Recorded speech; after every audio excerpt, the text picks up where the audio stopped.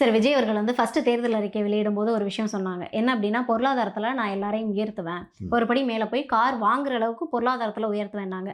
But இன்னைக்கு வெளியிட்டிருக்கக்கூடிய திட்டங்கள் பார்த்தீங்க அப்டின்னா, ஆ வேலை இல்லாத இளைஞர்களுக்கு நான் ரூ. 4000 குடுப்பேன் அப்டின்றாங்க. இது எப்படி பொருளாதாரத்தில உயர்த்துறதா மாறும்?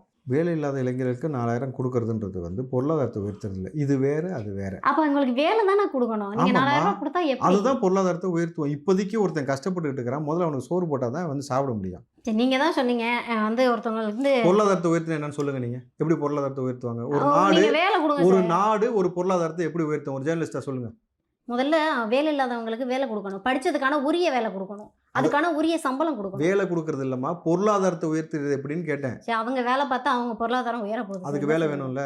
அந்த வேலைய தான் நீங்க அந்த குடுங்கன்றேன். வேலைய உருவாக்காம இத்தன காலம் வச்சிருக்கீங்கல்ல, அதத்தான் உருவாக்குறது தான் பொருளாதாரத்த மேம்படுத்துவதற்கு இங்க மேன் பவர் இருக்கு, ரிசோர்ஸ் இருக்கு. 2யும் வந்து சரியா கொண்டு வரணும். அவன போதையின் பக்கம் போகாம இங்க இருக்கக்கூடிய மண் வளம், நீர் வளம், நிலவளத்தையும் மக்களுடைய செல்வாக்கையும் பயன்படுத்தி நாட்டுடைய பொருளாதாரம் தற்சார்பையும் உயர்த்துவது தான் பொருளாதாரத்த வளர்க்கிறது. அதன் மூலமாக பொருளாதாரத்த உயர்த்தி ஒவ்வொரு நபரும் கார் வாங்குற அளவுக்கு நாங்கள் வசதியா கொண்டு வருவோம்ன்றது அது தனி பார்ட்டு.